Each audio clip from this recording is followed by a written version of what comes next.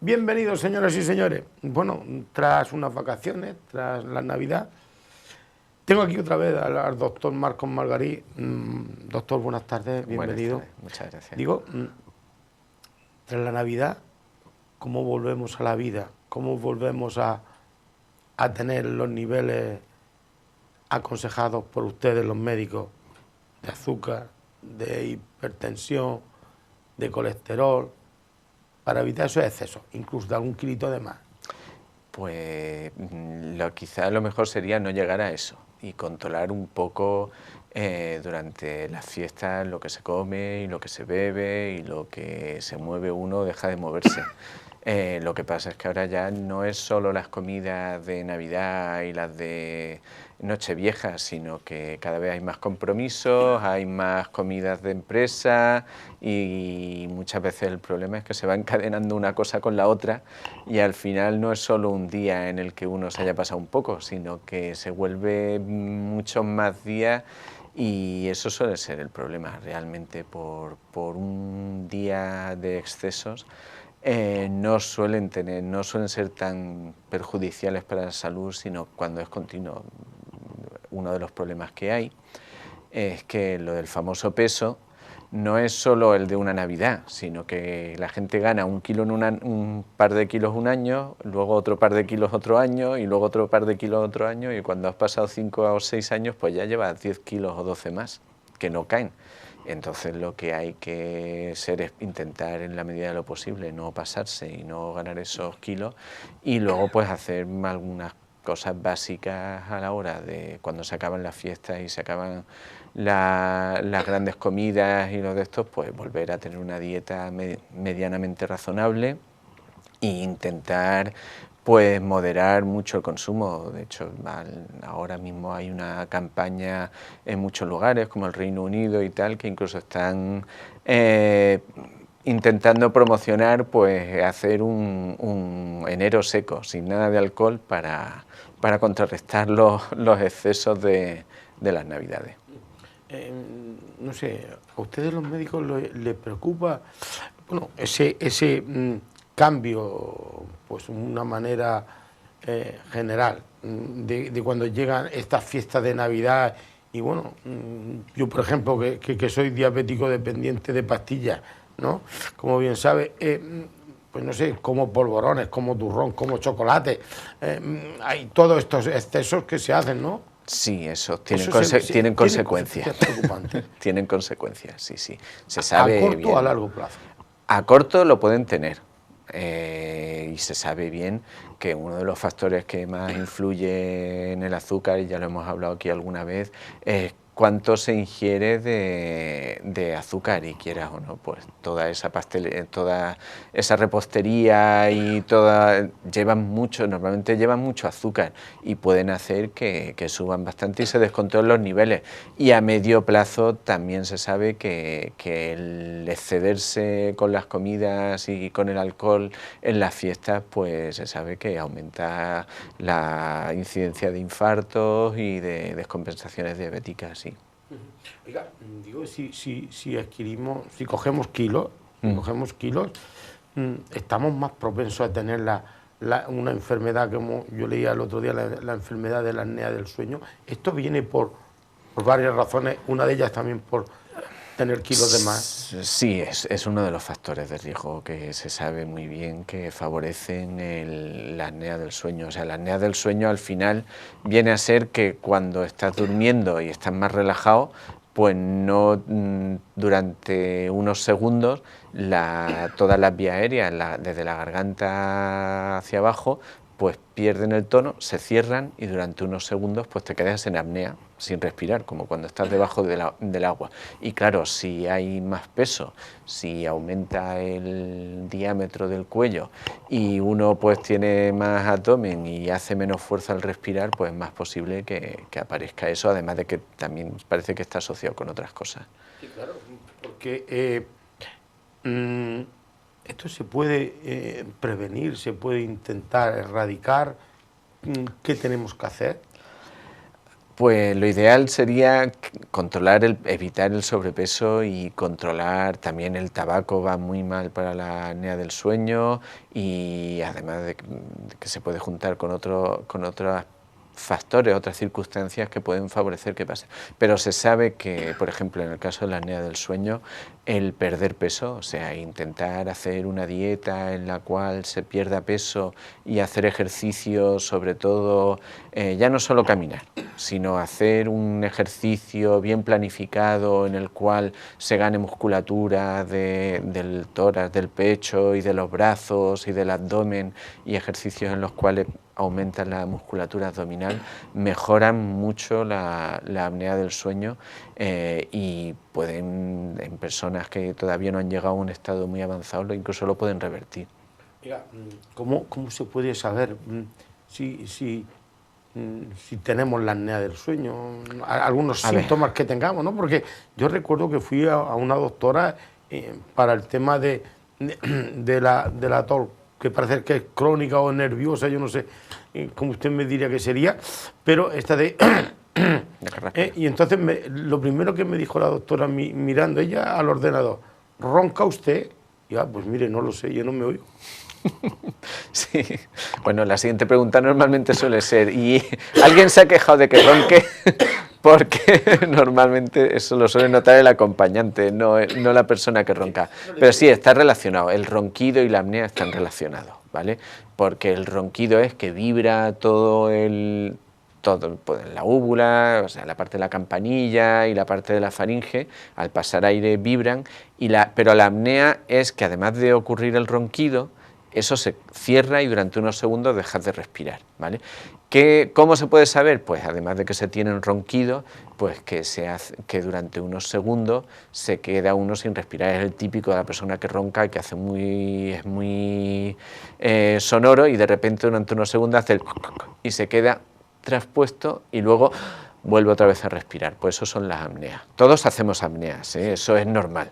Pero esas personas se dan cuenta, son conscientes de que esto, o el acompañante que dice, niño, tira para allá, hombre. Pues normalmente no se suelen dar cuenta. Si es una apnea muy fuerte, puede que esa persona llegue como incluso a despertarse un poco, porque la sensación de ahogo pues hace que durante unos segundos vuelva, despierte para seguir respirando. Pero normalmente no lo suelen notar demasiado, ¿vale? Es una cosa poco sintomática, y es verdad que normalmente, además del síntoma del ronquido y que el que está al lado diga que efectivamente se queda sin respirar, pues otra de las características muy importantes y que suele indicar que es una apnea más grave es que se tiene mucho sueño durante el día. Como pasan esas circunstancias que uno se queda sin respirar unos segundos, el sueño pierde calidad y hace que uno durante el día, pues si se queda sentado o está haciendo cualquier cosa un poco tal, pues se queda dormido rápidamente. Eso es otro de los signos que indican que hay un trastorno de la apnea del sueño un poco más grave. ¿Se puede heredar? Pues no es que exactamente se herede, pero se heredan los factores de riesgo que pueden llevar a la apnea, como por ejemplo la tendencia a tener más peso o a desarrollar diabetes, o hay otras circunstancias que también pueden favorecerlo, como puede ser la forma que tiene la garganta, que sea más estrecha o más ancha, o que tenga la campanilla más grande o más pequeña. Pues eso son también otras cosas que favorecen que se pueda tener apnea o no, y eso sí que se hereda.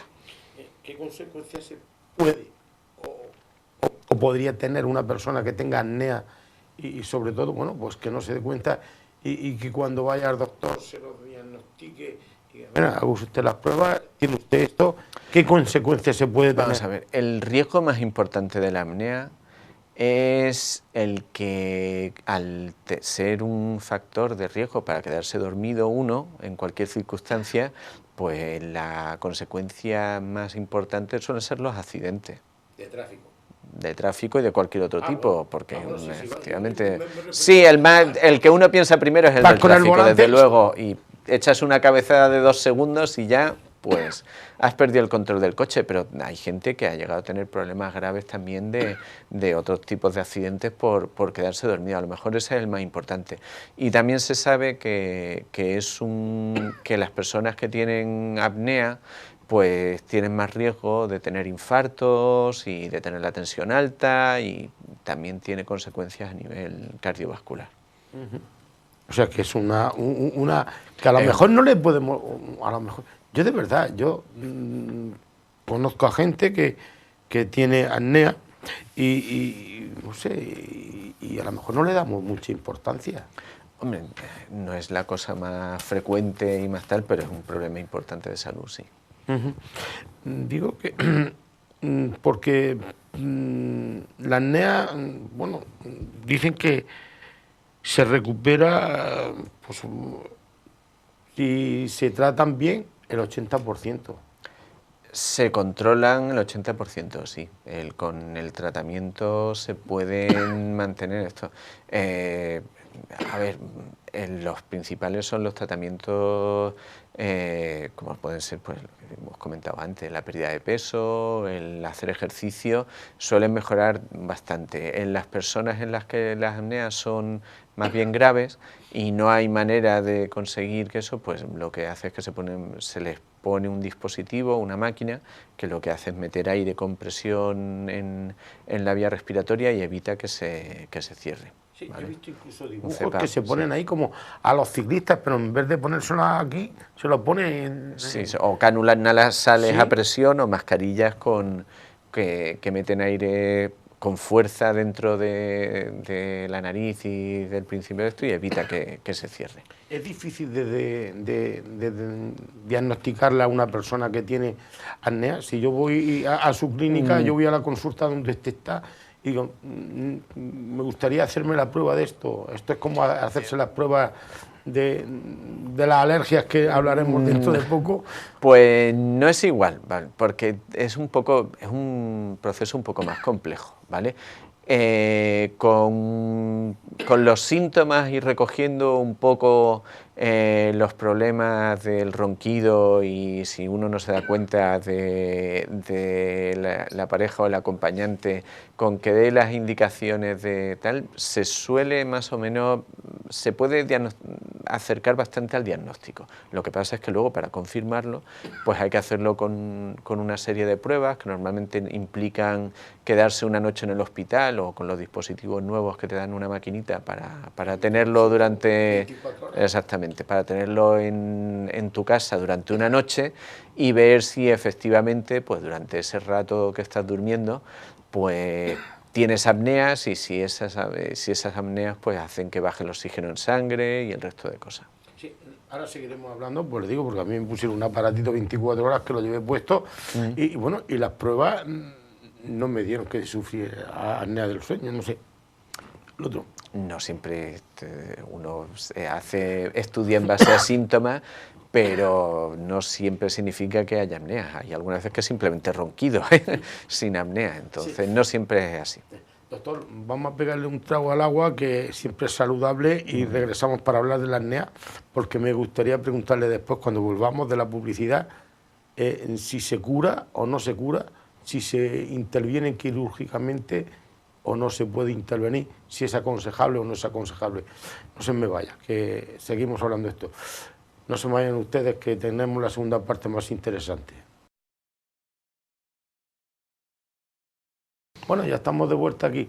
Doctor, lo que yo le decía a usted antes de irnos a la parte comercial. ¿El tratamiento quirúrgico es aconsejable, no es aconsejable? ¿Se me curaría, no se me curaría? El tratamiento quirúrgico se reserva para solo algunos casos en los cuales no funciona el sistema de presión de aire positiva, o en aquellos en los que el problema no es tanto el que se pierdan la musculatura fuerza y se cierre, sino aquellos casos en los que personas que tienen problemas realmente de la forma de la garganta o en la úvula porque la tienen muy grande o porque las fauces las tienen muy estrechas, pues entonces son los casos en los que se operan. Es verdad que para el otro problema, que no es tanto la apnea, sino para el ronquido, pues sí que existen diferentes operaciones en las que cambian la forma que tiene el paladar o la úvula y tal. Lo que pasa es que ahí es mucho más complejo y algunas veces pues hay algunos tipos de ronquido que se pueden intervenir quirúrgicamente y otros que no sirve para nada la cirugía. ¿Cuándo es más normal que se pueda llegar a tener apnea? La edad no importa, tampoco importa el sexo. Vamos a ver, es verdad que se diagnostica más en hombres, pero no se sabe si es porque se diagnostica más, porque se preocupa más en hombres o es que realmente hay en los dos, pero en las mujeres no se hace mucho caso del asunto. Vamos a ver, edad, hay apneas en los niños, lo que pasa es que suelen ser diferentes de las de los adultos. En los niños pues suele ser más por problemas de angina o porque problemas, digamos, de espacio de la garganta y que como no entra, claro, eso puede ser un problema y en los niños pues bueno, la falta, el que no puedan dormir bien, no descansen, pues algunas veces puede tener otras consecuencias y de hecho, mientras antes se operaban mucho las anginas, ahora mismo realmente el criterio más importante para operar una angina no es tanto que se tengan muchas veces anginas, sino que realmente sean tan grandes que den un problema para respirar. Y entonces ahora mismo se operan prácticamente solo por eso. Ahora le haré una pregunta sobre eso. Y en los adultos es diferente. En los adultos pues suele ser en la época en la que uno pues empieza a echar kilos de más y a no tener una actividad física tan importante, pues va condicionando que se vayan produciendo esos cambios y aparezca la apnea. Es verdad que no todo el mundo que tiene apnea es porque tenga sobrepeso, ¿eh? Eso también es verdad. Hay algunos casos en los que se tiene y es porque la musculatura ha ido perdiendo tono y uno puede estar con normopeso, estar bien, ¿vale? Pero tiene ese problema.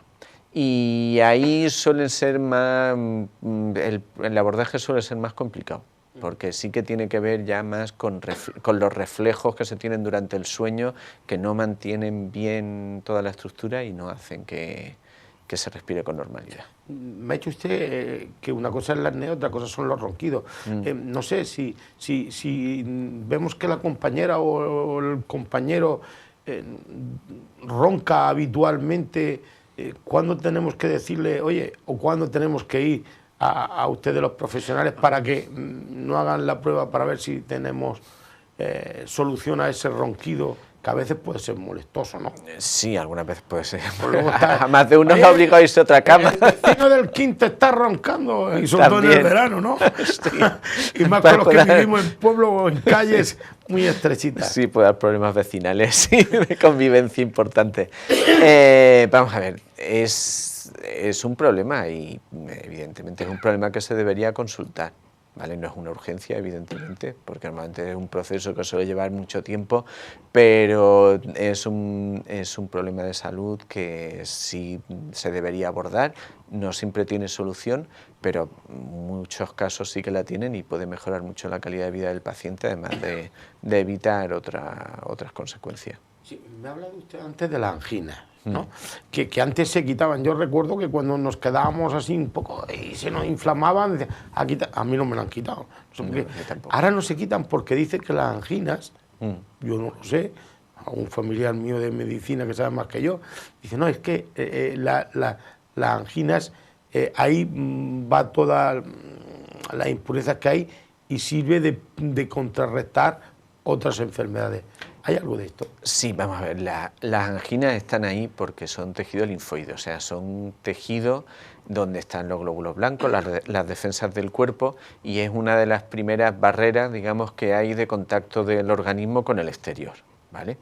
Y es un mecanismo de defensa, o sea, la mayoría de los virus y bacterias que inhalamos y que están ahí en el medio ambiente entran ahí y muchas veces pues el organismo tiene contacto con eso, aprende que son estas y desarrolla unas respuestas para evitar que nos afecten. ¿vale? El tema es que en ese proceso pues muchas veces se inflaman, que eso son las anginas, ¿vale? O puede haber infecciones más complicadas que requieran tratamientos o incluso muy raramente pues pueden hacer que aparezcan complicaciones. Es verdad que hace 40, 50 años o incluso ya más, 60, 70, cuando los antibióticos eran un tratamiento difícil de tratar, pues en algunas ocasiones un pequeño porcentaje de esas anginas pues eran por bacterias y podían producir a la larga enfermedades graves como era la fiebre reumática o las afectaciones de las válvulas del corazón y tal, que podían tener consecuencias graves. Afortunadamente, hoy en día sabemos que eso es una patología muy poco frecuente, ¿vale? Y que no solo requiere que haya una infección, sino que se den otras circunstancias de la persona que lo sufre y que favorezcan eso. De hecho, ahora mismo eso es una complicación extremadamente rara, ¿vale? Y ahora pues sabemos que la mayoría de esas infecciones pues no necesitan antibióticos. Realmente necesitan un tratamiento para bajar el dolor y la molestia, y a no ser que sea en casos de niños que tienen unas amígdalas enormes y que les generan problemas para respirar, que es cuando se operan, o en circunstancias en las que se sospecha que puede haber una facilidad para que desarrollen una fiebre reumática, pues es cuando se quitan, pero si no, la mayoría de las veces no se espera, se dejan ahí, y se sabe que cuando ya se hacen un poquito más mayores esos niños y pasan de los 11 o 12 años, esas amígdalas encogen y ya no vuelven a dar la lata. Oiga, lo que sí vuelve a dar la lata es la gripe, un año sí y otro no. A pesar de lo que nos pongamos la vacuna, a unos les da más fiebre, a otros menos, etcétera, etcétera. ¿Cómo está el pico de la vacuna? Porque parece ser que los murcianos, de momento en la región de Murcia, estamos en una buena situación, no Sí. tenemos un pico alto. Bueno, estamos ya en lo que técnicamente se denomina epidemia, que no es que esto sea el fin del mundo, ni uno de los... Es una pandemia. No, la epidemia es simplemente un término que se utiliza en estadística y que indica que en vez de la frecuencia normal que hay a lo largo del año, que es muy bajita, pues ahora tenemos más y hemos pasado de los 40 casos por cada 1000 habitantes. ¿Vale? Entonces ya se considera esto, pero no significa que esté todo el mundo malo ni que vaya a ser el final del mundo. De hecho, ahora mismo, por lo que llevamos por ahora, que no se sabe luego cómo se desarrollará, no está siendo una gripe con una... no hay tantos casos como en otros años en estas fechas. Parece que va despacito, subiendo, va subiendo poco a poco, pero no va muy rápido, y tampoco está produciendo muchas más complicaciones de lo que suele producir todos los años. O sea, más o menos está en un estado normal. Habrá que esperar unas semanas a ver cómo se va extendiendo y cómo va evolucionando, pero no parece que sea muy diferente de las de otros años. Por ahora parece que es sobre todo gripe A, que es el mismo tipo. Es porque la gripe se diferencia en A, B y C, básicamente son los que afectan a los seres humanos, depende de unas características que tiene cuando se analizan. Y es verdad que cada uno de los tipos pues todos producen los mismos síntomas que gripe, evidentemente, pero suelen extenderse, contagiarse de una manera diferente y suelen tener unas consecuencias para la salud diferentes. Mientras que aquí, por ejemplo, estamos teniendo mucha gripe A principalmente, pues en Estados Unidos, que también están ya en época de epidemia de gripe, pues parece que tienen más casos de B. Pero bueno, habrá que ver cómo evoluciona, todavía no se sabe. Era la que se preveía, esa gripe. Bueno, aunque algunos amigos míos la han pasado con fiebre altísima, incluso con algún malestar de cuerpo, con algún vómito que otro y con algún escalofrío que otro. Te digo, ha habido bastantes casos de infecciones respiratorias en las últimas semanas, pero no todos son gripe, ¿eh? No está siendo no hay mucha más actividad de gripe que otros años. Ha habido algunos virus por ahí corriendo ahora, gastrointestinales, que no son gripe, que la mayoría pues son otros tipos de virus mucho más comunes, como los adenovirus y tal, que siempre están corriendo durante todo el año y que algunas veces dan pequeñas epidemias en zonas cortas y tal, pero vamos, no está siendo especialmente malo. Entonces, en sí, aunque nos hayamos puesto la vacuna, no estamos libres de que no nos ataque la dichosa gripe, ¿no? Siempre hay posibilidades de que el virus que esté corriendo no sea el mismo o que la capacidad de la vacuna para producir respuesta no sea plena, y entonces pues puedes tenerlo que te hayas vacunado. No es un mecanismo perfecto. ¿Qué consejos nos da? ¿Cama, pues unos días de vamos cama? a ver, cuando ¿En uno una semanita tiene... nos pasa todo? Sí, eso no ha cambiado. Eso sigue lo mismo, igual que siempre. En una semana pasa. 3 días de fiebre subiendo, No, 3 y días otras bajando. bajando, efectivamente. No está habiendo muchas más complicaciones. Para la fiebre, pues lo más seguro y lo que se prefiere, no siendo alérgico, es tomar paracetamol, porque eso no cura, pero alivia los síntomas y hace que no se tenga tanto malestar, ¿vale? Mantenerse bien hidratado. En las personas que tienen otras patologías, efectivamente, hay que estar un poquito más atentos, sobre todo en las personas que tienen problemas respiratorios y eso.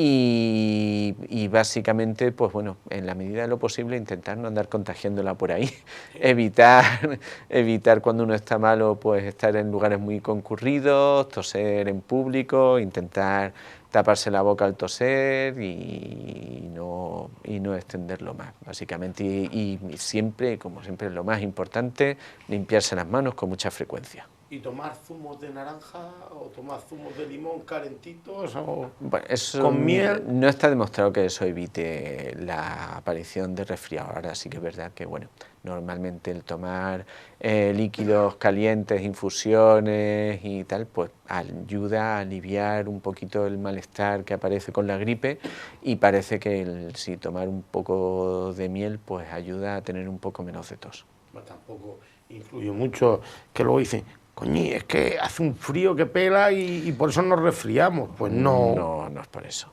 No es por eso, es porque es la época en la que hay más infecciones respiratorias y se extiende más. Oiga, sí, como usted se haber dicho ese que salimos de Málaga y nos metemos en Málaga peor.